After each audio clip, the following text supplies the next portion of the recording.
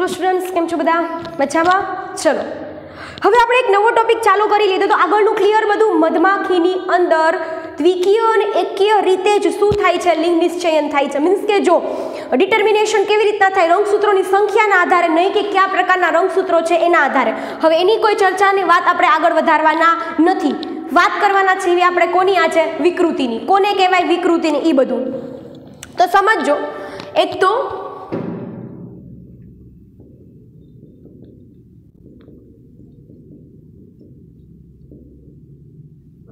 વિકૃતિની વાત કરતા હોય છોકરાઓ આપણે, તો વિકૃતિ પહેલા તો કોને કહેવાય સમજવાની બાબત છે કે વિકૃતિ કહેવાય કોને. તો મેં તમને ક્યારેય પણ કીધું હતું કે ડીએનએ નો જે અનુક્રમ હોય એમાં કોઈ વૈકલ્પિક બદલાવ આવે, ડીએનએ ના અનુક્રમમાં કોઈ વૈકલ્પિક શું થાય? બદલાવ આવે તો એવા બદલાવનો શું કહેવામાં આવે છે? વિકૃતિ. મેં તમને પહેલાં કીધું હતું કે એનો ચોક્કસ ક્રમ હોય, ચોક્કસ પ્રકારની એની પાસે માહિતી હોય. હવે જો એ ક્રમમાં કોઈ પણ કારણસર ફેરફાર થયો તો એ માહિતી ઊંધા પ્રકારની મોકલશે, અને ઊંધા પ્રકારની માહિતી છે ઊંધા પ્રકારનું જ કાર્ય કરશે. સમજાય છે કે નથી સમજાતું? તો તમને એવું કહે છે, પહેલાં તો તમને એ સમજાવું, આવું પહેલાં કીધું કોણે? તો એક વૈજ્ઞાનિક હતા દ વ્રીસ. એકચ્યુઅલી તમારે આવશે યુગો દ વ્રીસ. ચેપ્ટર નંબર 7 જો કે તમારે નીકળી ગયું, લકી મોસ્ટ છો બરાબર. તો એ દ વ્રીસ નામના વૈજ્ઞાનિકે પહેલી વખત કોની વાત કરી હતી? વિકૃતિની વાત કરી હતી. જો કે એનો પર્પઝ અહીંયા વિકૃતિ સમજાવવાનો નહોતો, પણ એવું કહેતા હતા કે આપણે કહેતા ને કે વારંવાર નવા સજીવ કેવી રીતના આવે છે, તો એનું માનવું એવું હતું કે જો એક જ દિશામાં સતત જ વિકૃતિ થયા જ કરે તો એ વિકૃતિના પરિણામ સ્વરૂપ એ વિકૃતિના પરિણામ સ્વરૂપે જ નવો સજીવ શું થશે? જન્મ પામશે. આવું દ વ્રીસનું કહેવું હતું. આટલું ક્લિયર થાય છે તમારા મગજની અંદર? ઓકે. બટ તમે કહેશો મેડમ એમ કેમ ડીએનએ ના ક્રમમાં ફેરફાર થઈ જાય? બરાબર. તો તમે યાદ રાખજો, ડીએનએ નો જે ક્રમ બદલાય, એક તો મેં તમને ક્યારે પણ કાલે કીધું હશે, ક્રમ બદલાય એટલે એનું સ્વરૂપ પણ બદલાય. જનીનિક સ્વરૂપ પણ શું થાય? એક તો એનું બાહ્ય સ્વરૂપ બદલાય બરાબર, અને જનીનનો પ્રકારય બદલાઈ જાય. સ્વરૂપમાં જનીન સ્વરૂપ અને જનીન પ્રકારમાં શું આવે છે? બદલાવ આવે છે.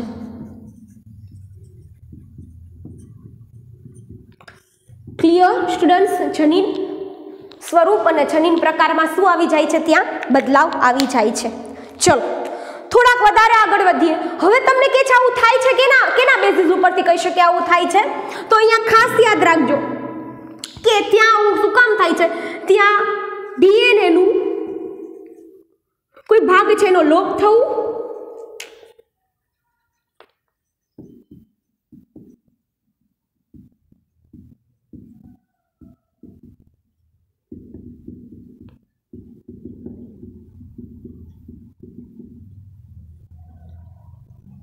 જો દ્વિગુણન થવું એટલે શું થાય? હવે જો હું તમને બે વસ્તુ કહું, પહેલા લોપય કહું ને દ્વિગુણન નહીં કહું.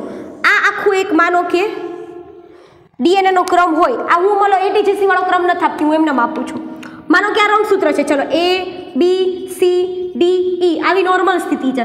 પણ માનો કે આ સ્થિતિની અંદર અહીંયા કંઈક એવું છે, આ એનું સેન્ટ્રોમિયર બતાવ્યું છે મેં. ચલો તો અહીંયા A B D E F શું થયું? અહીંયા તમને કંઈક દેખાશે કે અહીંયા મેં સી છે ને, સી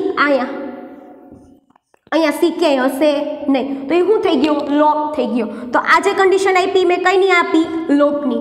દ્વિગુણનની સેમ સ્થિતિ છે. જો આ છે ને, હું ફરીથી નથી લખતી, એનું જ છે. દ્વિગુણનમાં શું થાય? A B C C D E અને F. શું થયું? અહીંયા સી બે વખત આવ્યું, તો આને શું કહેવાય? દ્વિગુણન. પણ આ નોર્મલ કન્ડિશન નથી, આને વિકૃતિ કહેવાય. આ કોઈ નોર્મલ કન્ડિશન નથી. આને શું કહેવામાં આવે છે? વિકૃતિ કહેવામાં આવે છે. આને શું કહેવામાં આવે છે? વિકૃતિ કહેવામાં આવે છે. કે ડીએનએ નો જે એક છેડો હોય ત્યાંથી લઈને બીજો છેડો, એક આખું ગૂંચળું હોય, એના જે ચોક્કસ ક્રમ હોય એમાં ચોક્કસ ક્રમમાં જો કોઈ પ્રકારનો બદલાવ આવે તો એને શું કહેવામાં આવે છે? મ્યુટેશન કહેવામાં આવે. એવા બદલાવને શું કહેવામાં આવે છે? મ્યુટેશન કહેવામાં આવે છે. બે પ્રકારના મ્યુટેશનની ટેક્સ્ટ બુકમાં વાત કરી છે, ઘણા બધા પ્રકારની વાત કરે છે, એ હું તમને પેજમાં સરખી રીતના સમજાવીશ, બરાબર, કેટલા પ્રકારની વાત કરે છે, પણ જે આપણા ટેક્સ્ટ બુકમાં વાત કરી છે એ હું તમને સમજાવું. બે પ્રકારના મ્યુટેશનની વાત કરે છે, પોઈન્ટ મ્યુટેશન અને ફ્રેમ શિફ્ટ મ્યુટેશન. જો ડીએનએની કોઈ એક જોડમાં જ, એટલે જે ડીએનએની જોડ એટલે કશું પાછળ તો કોઈ એક બેઝ પેરમાં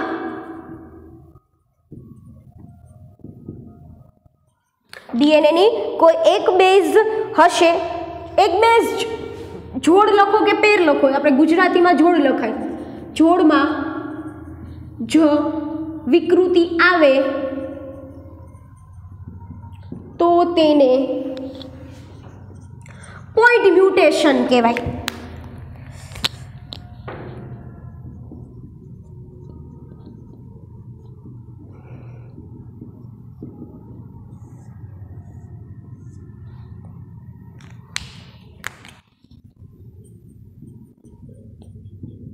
તો તેને શું કહેવાય? Point mutation. એટલે હું કે આપ તમને લોકોને કદાચ ખબર નહીં, અત્યારે જે નાઇટ્રોજન બેઝ પેરની ખબર ન હોય, પણ પ્યુરિન અને પિરિમિડિન તમે લોકો 11 સાયન્સની અંદર જૈવિક અણુ તો ભણ્યા જ છો, એ તમને એવું કહે છે નાઇટ્રોજન બેઝ પેર હોય એમાં ખાલી એક જ માં ફરક પડે, આખી સિક્વન્સ ફરી જશે જોકે, પણ એક જ બેઝ પેરમાં જો વિકૃતિ આવે તો એને શું કહેવામાં આવે? Point mutation. ભૂલતા નહીં, મોસ્ટ ઇમ્પોર્ટન્ટ, ગયા વર્ષે ગુજરાત બોર્ડમાં પૂછાણો 4 માર્કમાં પ્રશ્ન. કેટલા માર્કમાં? 4 માર્કમાં. પોઈન્ટ મ્યુટેશન શું છે, પોઈન્ટ મ્યુટેશન કોને કહેવાય, અને એનું ઉદાહરણ આપી તને સમજાવો. અને એક્સપ્લેનેશન એનું ઉદાહરણ કયું હતું? Sickle cell anaemia. ઉદાહરણ તરીકે સિકલ સેલ એનિમિયા. તમને આગળ જે ડિઝીઝ આપ્યા છે એની અંદર આનું એક્સપ્લેનેશન આપે છે, એટલે તમારે આ ડેફિનેશનનો 1 માર્ક હતો 4 માર્કની અંદર. મેં પેપર ચેક કર્યા છે એટલે મને ખબર છે, આટલું લખ્યું હોય તો 1 માર્ક, અને આનું એક્સપ્લેનેશન તો 3 માર્ક. અને એ સિકલ સેલ એનિમિયા એટલું બધું નાનું એવું છે કે કોઈ પ્રકારનો તમને પ્રોબ્લેમ થશે નહીં. સમજાઈ ગયું? તો આ વાત થઈ ગઈ કોમારી કોની? પોઈન્ટ મ્યુટેશનની. પણ ડીએનએમાં જો ઘણા બેઝ પેરમાં જો શું થતું હોય, ઘણા બેઝ પેરની અંદર દ્વિગુણન થતું હોય કે પછી લોપ થતું હોય તો એને ફ્રેમ શિફ્ટ મ્યુટેશન કહેવાય. જો ડીએનએના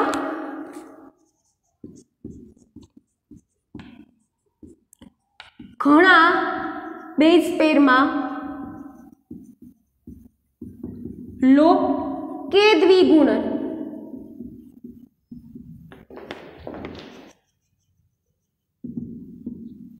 થતું હોય તો તેને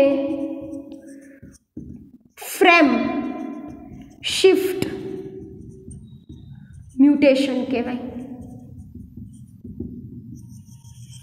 તો તેને શું કહેવાય? ફ્રેમ શિફ્ટ મ્યુટેશન કહેવાય. ઈઝી છે સાવ. એવા મ્યુટેશનને શું કહેવામાં આવે છે? Frame shift mutation. એટલે કે ઘણામાં થતું હોય બેઝ પેરમાં તો એ કયું હશે? Frame shift. પણ જો માને કે એકમાં જ થતું હોય તો એ કયું થશે? પોઈન્ટ, સિંગલ પોઈન્ટમાં વાત કરે છે, પોઈન્ટ મ્યુટેશન. ક્લિયર થાય છે? હા. પછી ઘણામાં એ લોપય થતું હોય, કોઈ વસ્તુ લોપ થઈ જાય, ગાયબ થઈ જાય, અને કા પછી કોકની કોક વસ્તુ એ શું થતી હોય? રિપીટય થતી હોય, આવું થઈ શકે. તો આ બે વસ્તુ થોડુંક મગજમાં રાખજો. ઓકે, ચલો. હવે તમને શું વાત કરે છોકરાઓ કે મ્યુટેશન કરે કોણ? કેના દ્વારા મ્યુટેશન થાય? હાથે હાથે થઈ જાય? તો મ્યુટેશન કોઈ પણ કારણસર 3 વસ્તુ દ્વારા થઈ શકે. એ કોઈ જૈવિક પરિબળો પણ હોઈ શકે, આપણા શરીરના અંદરના ચયાપચય ઘટકો પણ કોઈ વધી જતા હોય, એ રાસાયણિક રીતે કોઈ કેમિકલના કોન્ટેક્ટમાં આવવાથી પણ થઈ શકે, અને કોઈ ભૌતિક કારકો પણ છે એ શું કરી શકે છે? ઘણા બધા એવા કેમિકલ છે કે જે શું કરે છે?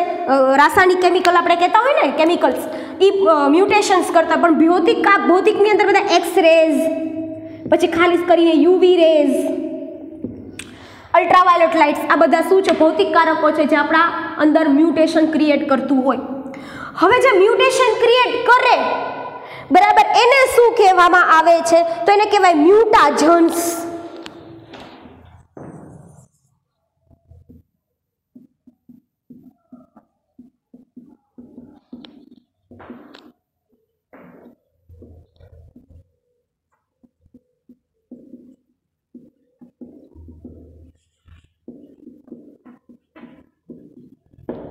મ્યુટેશન કરતા કારકોને શું કહેવામાં આવે છે?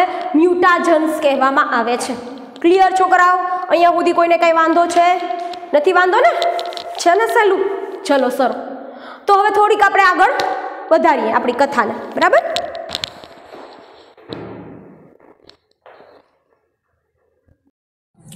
સારું વિદ્યાર્થી મિત્રો, જો હવે તમને એટલો તો ખ્યાલ આવી જ ગયો કે વિકૃતિની વાત કરી રહ્યા હતા આપણે. વિકૃતિનું આગળનું બધું ક્લિયર, બરાબર. બટ હવે આપણે એના પ્રકાર આપણી એનસીઆરટીમાં વધારે ડિટેલમાં એના પ્રકાર આપ્યા નથી.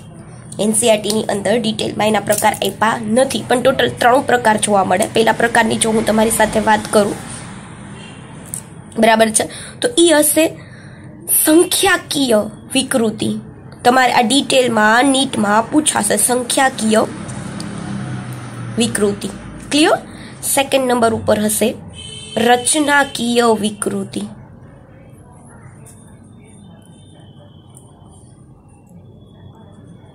અને જે ત્રીજો પોઈન્ટ હશે એ કયો હશે સમજજો? જનીનિક વિકૃતિ. ત્રીજો પ્રકાર પડે છે એ કયો છે? જનીન વિકૃતિ અથવા જનીનિક વિકૃતિ. જનીન વિકૃતિ. જો હું ડિટેલમાં જઈશ, પણ ક્યારે? નીટનો ટોપિક આપણે કોઈ દિવસ ભણતા હશું ત્યારે આપણે ડેફિનેટલી નીટની અંદર ડિટેલમાં જાશું. પણ ત્યાં સુધીમાં તમે લોકો જો કોઈ પણ પ્રકારના આવી ડિટેલમાં સ્ટડી કરતા હોય, નીટની પ્રિપેરેશન સ્પેસિફિકલી કરતા હોય, તો યાદ રાખજો સંખ્યાકીય વિકૃતિની અંદર તેની સંખ્યામાં પ્રકાર.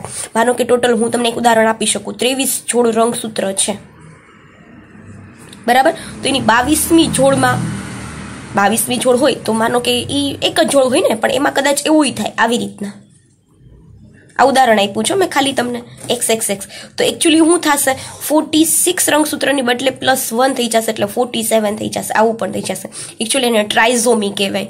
શું કહેવામાં આવે છે છોકરાઓ? એને ટ્રાઇઝોમી. ક્લિયર થાય છે આ વસ્તુ? બરાબર. આવી રીતના ટ્રાઇઝોમી હોઈ શકે, મોનોઝોમી હોઈ શકે, પછી ટેટ્રાઝોમી હોઈ શકે, નલીઝોમી હોઈ શકે, કે એમાંથી એક આખું, માનો કે આ 23 છે તો 22મી જોડ છે એ આખી લોપ થઈ જાય. આવું બી થઈ શકે, બરાબર. તો આમ સંખ્યામાં કોઈ પણ પ્રકારનો ફેરફાર થાય, that is the related with the સંખ્યાકીય વિકૃતિ. એ કઈ છે? સંખ્યાકીય વિકૃતિ. ક્લિયર? ચલો, સેકન્ડ વન છે કઈ? રચનાકીય વિકૃતિ. સેકન્ડ કઈ આવે છે? રચનાકીય વિકૃતિ. રચનાકીય વિકૃતિ છે ને બહુ સરસ છે. જો રચનાકીય વિકૃતિની અંદર હું તમને થોડીક માહિતી આપી શકું. એની અંદર ઓલરેડી જે આપણે ભણ્યા છીએ ને એ જ પ્રકાર, બરાબર. જેમ કે વાત કરું, જો રચનાકીય વિકૃતિ છે ને એ લોપથી થાય. જો રચનાકીય વિકૃતિનો મતલબ જ કે દેખાવમાં કેના રચના છે ને એમાં કઈ ફેરફાર થાય. તો એક તો લોપ થાય, તો એ મેં તમને આગળ એ શીખડાવ્યું. ABCD હોય તો એમાંથી B લોપ થઈ ગયો માનો, તો પેલું લોપ પ્રકારે હોઈ શકે. આ તમે લોકો લોપ જો વ્યવસ્થિત. કા પછી દ્વિકૃતિ થાય. દ્વિકૃતિ એટલે શું થાય? ગુણન થવું. આપણે આગળ ભણ્યા છે દ્વિગુણન, કોઈ એકને એક ભાગ છે એ પાછો આવી જાય. ઉત્ક્રમણ થવું. ઉત્ક્રમણ વડ એટલે કે થાય ઇન્વર્ઝન. હું તમને આ એક થોડુંક સમજાવું. ઉત્ક્રમણમાં શું થાય? વેઇટ, માનો કે આ આખી કોઈ શૃંખલા હોય, એમાં ABCD E અને F આવું કંઈક છે. ઉત્ક્રમણ થશે ને એટલે આ જો હવે બીજી માર્કર થી પૂછ એટલે તમને ખ્યાલ આવે. આખું આમ થશે આવી રીતના. આ સિક્વન્સ બનશે. એટલે હવે જે નવી સિક્વન્સ બનશે ને કંઈક આવું નજરાણું હશે. ABCEF. What think is that your કે આ જે સિક્વન્સ હતી ને ઇન્વર્ઝન 180 ની આખું એક સર્કલ કરશે, બરાબર. તો એક આખું સર્કલના લીધે જે C ને D તમે બેનો ક્રમ ચેન્જ થઈ ગયો. લુક એટ ધેટ યો. સો આ ટાઈપનું કંઈ હશે તો એને શું કહેવામાં આવે છે? ઉત્ક્રમણ એટલે કે ઇન્વર્ઝન. ક્લિયર? હજી પણ એક ચોથો પ્રકાર છે. This is the fourth one. First, second, આ થર્ડ અને આ કયો છે? Fourth one. ફોર્થની અંદર કે છે ટ્રાન્સલોકેશન, એટલે એકચ્યુઅલી છે ને ગુજરાતીમાં આપણે કહેશું સ્થળાંતરણ. સ્થળાંતરણ. જો આ સેમ છે ને એ જ એક્ઝામ્પલ લઈએ. આ રેડ થોડીક વાર ભૂલી જાજો. ABCDE, બરાબર. અને અહીંયા બાજુમાં મૂકું છું GHIKL. આવું છે કંઈક. હવે થાય શું ખબર? આનો ABC વાળો ભાગ એટલો નીકળી જાય અને આની સાથે જોડાઈ જાય. તો આનું શું થયું? સ્થળાંતરણ થયું. એટલે નવું કંઈક આવું હશે. ABCGHI. This is the new one. તો અહીંયા કોઈ પણ પ્રકારનું સ્થળાંતરણ થાય તો આવું થઈ શકે. તો આમ રચનાકીય વિકૃતિ છે છોકરાઓ, એ લોક પ્રકારે થઈ શકે, દ્વિકૃતિ થઈ શકે, ઉત્ક્રમણ થઈ શકે અને શું થઈ શકે છે એની અંદર સ્થળાંતરણ થઈ શકે છે. ક્લિયર સ્ટુડન્ટ્સ આટલી વસ્તુ? બરાબર. થોડા આગળ વધીએ હવે આપણે. ચલો જો હવે તમારો ત્રીજો પ્રકાર ધીસ વન, જનીન વિકૃતિ. જનીન વિકૃતિ છે ને એમ સમજી લો કે મેં તમને ઓલરેડી એક વખત કરાવ્યું છે. જનીન વિકૃતિ મેં તમને કરાવ્યું છે. જનીન વિકૃતિ એટલે શું કે જેની અંદર એના સિમ્પલ કોઈ જનીનમાં કોઈ ફેરફાર થતો હોય, એની નાઇટ્રોજન બેઝની અંદર કોઈ પ્રકારનો ફેરફાર થતો હોય. બરાબર. જો જનીનના રચનાકીય બંધારણમાં કોઈ પણ પ્રકારનો ફેરફાર થાય અને વિકૃતિ થાય એટલે કે એ તો મેં તમને ઓલરેડી વાત કરી છે, જેના નાઇટ્રોજન બેઝમાં ફેરફાર થતો હોય. અહીંયા લખી દો.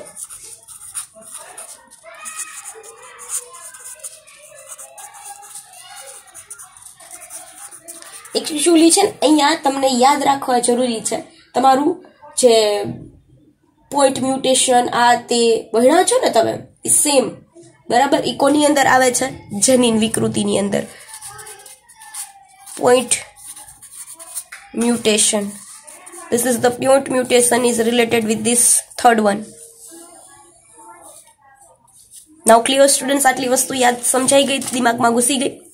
ચલો આ તો વાત થઈ ગઈ એમનેમ. મેં 3 પ્રકાર તમને એમનેમ જ વાત કરી દીધી, આમાં બીજું કંઈ છે નહીં. એકચ્યુઅલી તમને ધ વિરિશ નામના વૈજ્ઞાનિકે મેં થોડી ઘણી તો તમને વાત કરી. વિકૃતિ શબ્દ પહેલી વખત વાત કરી હતી. ડીએનએના ક્રમમાં થતો જે ફેરફાર થાય, બરાબર, એના લીધે સમગ્ર જે સિક્વન્સ છે એમાં ફેરફાર થશે અને એના લીધે જે એકચ્યુઅલી છે ને ધ વૃષે કંઈક અલગ જ પ્રકારની વ્યાખ્યા આપી હતી. એ તમારી સાથે થોડીક વાત કરું. ધ વૃષની વ્યાખ્યા કેવી હતી જો તમે લોકો સિક્વન્સ મેન્ટેન કરીને રાખજો. પછી ધ વૃષની વ્યાખ્યા હતી કોષ વિભાજનમાં થતું ભૂલ ભરેલ લખાણ. કોષ વિભાજનમાં થતું ભૂલ ભરેલ લખાણ.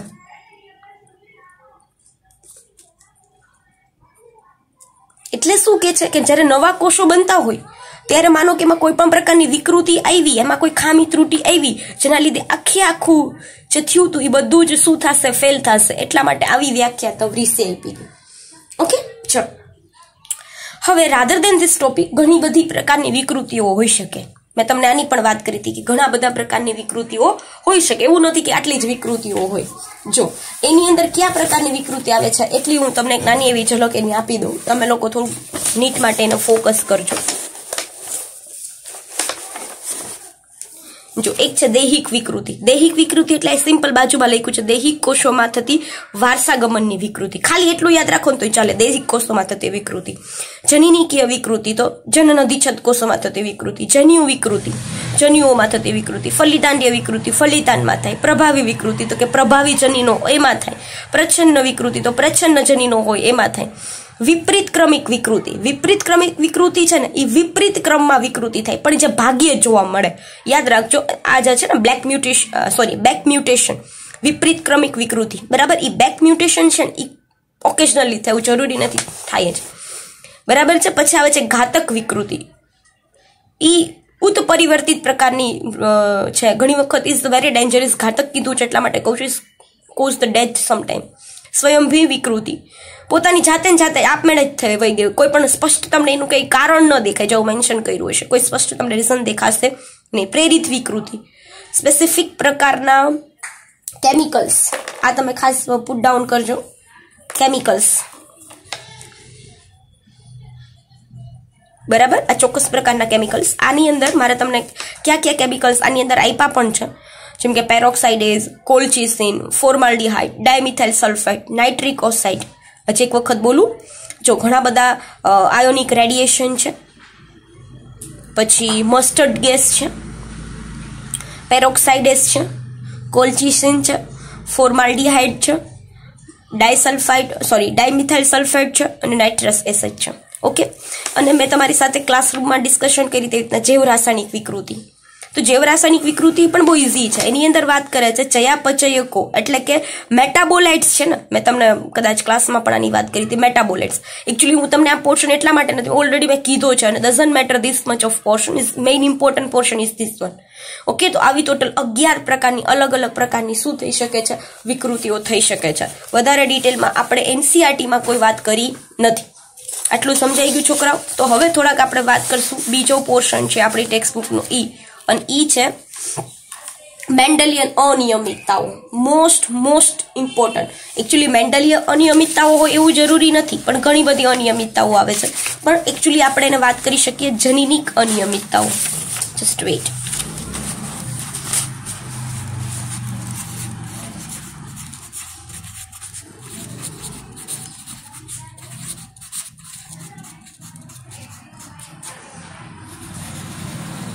શું છે ટોપિક આપણો? જનીનિક અનિયમિતતા. કોને કહેવાય જનીનિક અનિયમિતતા? તમારા જ મગજમાં રાખજો. એની અંદર પહેલી જ વાત કરે છે વંશાવલી પૃથ્થકરણ, પેડિગ્રી એનાલિસિસ.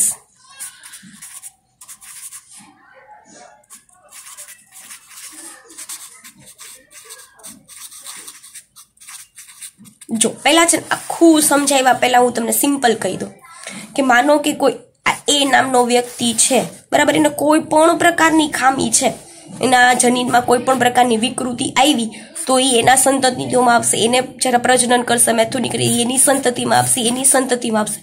તો પહેલેથી લઈને છેલ્લે સુધીનું જે એક આખું ટ્રી બનશે ને, એ આખું શું કહેવાય? પેડિગ્રી. શું કહેવામાં આવે એને? પેડિગ્રી કહેવામાં આવે. એ આવે પેડિગ્રી. ઓકે, તો વંશાવલી પૃથ્થકરણ. તો એવા ઘણા બધા ડિઝીઝ એવા હશે, સમજો સરખી રીતના, બરાબર, કે જે કોઈ કઈ ને ખાસ કરીને કોઈ રાજા મહારાજા હોય ને, એના આખા ફેમિલીનું એ લોકો આવી રીતના એનાલિસિસ કરે કે કોઈને આ ડિઝીઝ હતો, બરાબર છે. તો એવા કોઈ છે જ ખરા કે એવા જેના સંતતિઓમાં સતત ઉતરી આવ્યા હોય? તમે આવા એક્ઝામ્પલ જોયા હશે. હું થોડાક દિવસ પહેલા ન્યૂઝ સાંભળતી હતી કે એની અંદર એનું આખું ગામમાં જેટલા પણ ફેમિલી છે ને બધાને 5 ફિંગરની બદલે 6 ફિંગર એક હાથમાં, આખા ગામની અંદર. જો કે એ લોકો એને સુપરસ્ટિશન સાથે બિલોંગ કરે છે કે એ અમારે ભગવાનનો એવો આશીર્વાદ છે, but this is not good thing about that, right? But એ શું છે, એક પ્રકારની જનીનિક વિકૃતિઓ છે કે જનીનિક ખામી છે. પણ તમારે જ્યારે એ સમજવાનું હોય સ્ટુડન્ટ્સ, બરાબર, તો એની પહેલા તમારે ખાસ જે સમજવાનું છે એ છે, એ વસ્તુ તમે યાદ રાખજો. જો તમારે જ્યારે વંશાવલી પૃથ્થકરણ સમજવું હોય ને, બરાબર, તો એના માટે કોઈ એક કુટુંબને વિશિષ્ટ ધ્યાનમાં લઈને જ વંશાવલી પૃથ્થકરણ કરવાનું થતું હોય છે. કોઈ એક વિશિષ્ટ પ્રકારના કુટુંબને લઈને. જો કે હું તમને ડિટેલમાં એક પોઈન્ટ કરાવીશ. પણ જ્યારે તમારે ઈ ભણવું હોય તો તમને ખાસ કરીને શું આવડતું હોય જોઈએ? સિમ્બોલ. તમને યાદ છે આપણે કુળ ભણ્યા હતા? કુળમાં આપણે વિવિધ પ્રકારના સિમ્બોલ્સ ભણ્યા હતા. જો એ સિમ્બોલ્સ આપણને આવડતા હોય ને તો જ આપણને સમજાય. તો એના માટે આપણે અલગ અલગ સિમ્બોલ છે, એ સિમ્બોલ બધા યાદ રાખવાના છે. આજના દિવસમાં તમે એટલું કરો તો પણ બહુ મોટી વાત છે. ઓકે, ચલો, એટલે મને મજા આવે, કેમ કે આવી રીતના કદાચ તમને મજા ન હોય તો આપણે સિમ્બોલ યાદ રાખી શકીએ. જો જ્યારે બોક્સ હોય ને ત્યારે એને શું કહેવામાં આવે છે? નર. આ છે નર. જ્યારે રાઉન્ડમાં હશે ત્યારે હશે ઈ માદા. તમારા બધા સિમ્બોલ યાદ રાખવાના છે. આના લગતો એકાદ પ્રશ્ન હશે જ. માનો કે એક આ ટાઈપનું હશે, તારે લિંગનો ઉલ્લેખ ન કર્યો હોય એવો, નર માદા એવી કોઈ વાત નથી કરતા, એવું માને કહી દે કે ચલો આ સંતતિ છે, ઉલ્લેખ ન હોય. 3 વસ્તુ ક્લિયર રાખજો. સર્કલ, સ્ક્વેર અને આ કંઈક આ ટાઈપનું સ્ક્વેર હશે તો એની અંદર નર માદાની વાત કરે છે. હવે જો સમજો, ત્રીજી વાત કરીએ આપણે, જે સ્ક્વેર કીધું ઈ, સર્કલ અને આ 3 એ 3, જ્યારે ઈ ફિલ કરેલા હોય ને, ભરેલા આવી રીતના,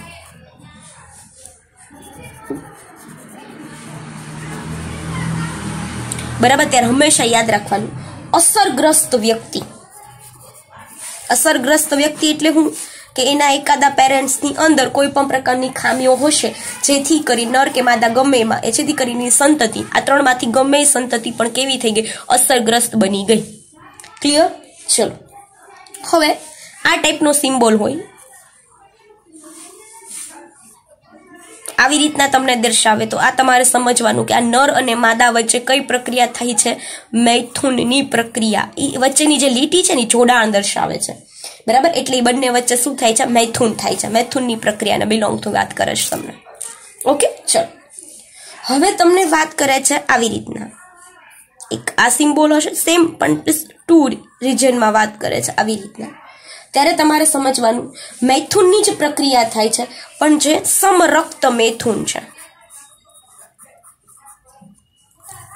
સમરક્ત મૈથુન એટલે તમને ખબર પડતી જવી જોઈએ કે જે ઘણા લોકોની હજી પણ એવું છે કે જે સાવ નજીકના મામા ફઈના છોકરામાં લગ્ન કરાવતા. તમે વિચાર કરો, મામા ફઈના એટલે કેટલા ક્લોઝલી રિલેટેડ રિલેશનશિપ થયા, બરાબર. તો એ લોકોનું બ્લડ ગ્રુપ કે આ તે મીન્સ કે એનું જે બ્લડ કહેવાય મળતું જ આવતું હોય તો એને સમરક્ત મૈથુનની પ્રક્રિયા કહેવાય. એ બંને વચ્ચેનું જોડાણ કહેવાય.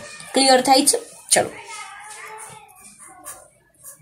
આ બંને વચ્ચે મૈથુનની પ્રક્રિયા થાય છે જેથી કરીને આ બંને વચ્ચેનું જોડાણ દર્શાવે છે આ લીટો, બરાબર. પછી એની સંતતિઓ આવે ને હંમેશા આડા લીટાથી આડો લીટો આવો ઊભો હશે ને એ હંમેશા એની સંતતિઓ રિપ્રેઝેન્ટ કરે, બરાબર. એની અહીંયા 2 સંતતિઓ છે, બરાબર. એક છે એ સંતતિ નર થઈ અને એક સંતતિ થઈ કઈ? માદા.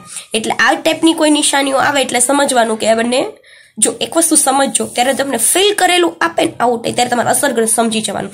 પણ તમે આમાં બ્લેન્ક આપે છે અપર સાઈડ તો એનો મતલબ કે એ કોઈ અસરગ્રસ્ત વ્યક્તિ નથી. આ બંનેમાં કાંઈ ખામી નથી તો એની સંતતિઓ આવશે એમાં પણ કોઈ પ્રકારની ખામીઓ જોવા મળશે નહીં.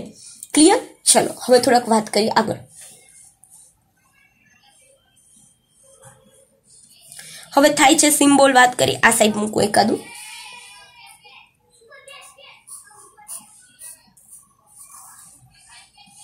આની એક સંતતિ છે પણ અહીંયા એવું કહેવાનું છે તમારે નર શિશુ અથવા નર સંતતિ આવી કેવી બની અસરગ્રસ્ત છે.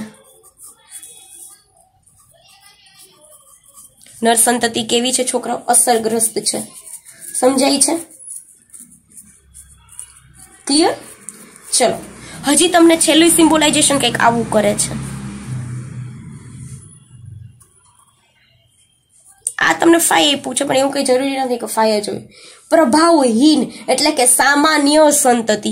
5 સંતતિ છે એ લોકોને આવી રીતે 1 2 3 4 5 ન આપવી હોય ને જાતિનો ઉલ્લેખ ન કરવો હોય, સેક્સ નો ઉલ્લેખ ન કરવો હોય તો એ લખે શું લખે? સામાન્ય. 5 સામાન્ય સંતતિ. 5 સામાન્ય સંતતિ જોઈ લ્યો હજી એક વખત આખી ઉપરથી નીચેથી જોઈને. નર માદા લિંગ ઉલ્લેખ ન હોય એવી અસરગ્રસ્ત વ્યક્તિ, બંને વચ્ચે મૈથુનની પ્રક્રિયા થાય છે, સમરક્ત મૈથુન છે, બરાબર. અહીંયા એક બાજુ છે મેરેજ, નોટ મેરેજ બટ મૈથુનની પ્રક્રિયા દર્શાવે છે અને પછી સંતતિઓ દર્શાવે છે. અહીંયા એક સંતતિ આવે છે એ અસરગ્રસ્ત થાય છે. લાસ્ટમાં એવું બતાવે છે કે 5 સંતતિ છે, મેન્શન નથી કર્યું એની લિંગ, બરાબર છે, પણ એ ખાલી તમને એવું કહી દે છે કે શું કે આ બંને વચ્ચે શું થાય છે? પ્રજનનની પ્રક્રિયા થાય છે, બરાબર. અને પ્રજનનની પ્રક્રિયા થવાથી જે સંતતિ આવી, સંતતિ કેવી છે? નોર્મલ છે. નોર્મલ સંતતિ છે બધાને ઇન્ડિવિજ્યુઅલી ન દર્શાવવું હોય તો એકની અંદર આ ટાઈપનો સિમ્બોલ કરીને પણ દર્શાવી શકાય છે. ક્લિયર થયું છોકરાઓ? ચલો હવે તમારા મગજની અંદર ઘુસાડવાનું છે કે પેલા વંશાવલી કહેવાય કોને? વંશાવલી પૃથ્થકરણ કહેવાય કોને? તો જો કોઈ એક જ લક્ષણને ધ્યાનમાં રાખી અને જો તમે એનું આનુવંશિકતાના સંદર્ભમાં આખા વંશનો ઇતિહાસ ચકાસો અથવા આખા વંશનો અભ્યાસ કરો ને તો એને શું કહેવામાં આવે છે? માનવનું કરતા હોય તો માનવ કુટુંબની વંશાવલી કહેવામાં આવે છે. જો એક સિમ્પલ વાત કરું, અહીંયા ડેફિનેશન લખી દઉં છું તમને એની. કોઈ એક જ લક્ષણ ના સંદર્ભમાં કોઈ એક જ લક્ષણના સંદર્ભમાં સંપૂર્ણ વંશ હોય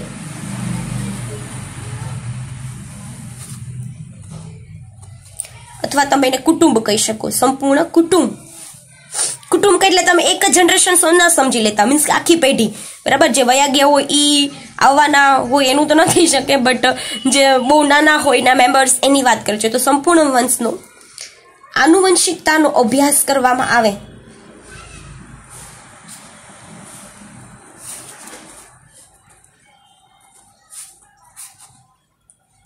આનુવંશિકતાનો અભ્યાસ એ શું કરે છે? વંશાવલી પૃથ્થકરણ કહેવામાં આવે છે. અને શું કહેવાય? વંશાવલી પૃથ્થકરણ.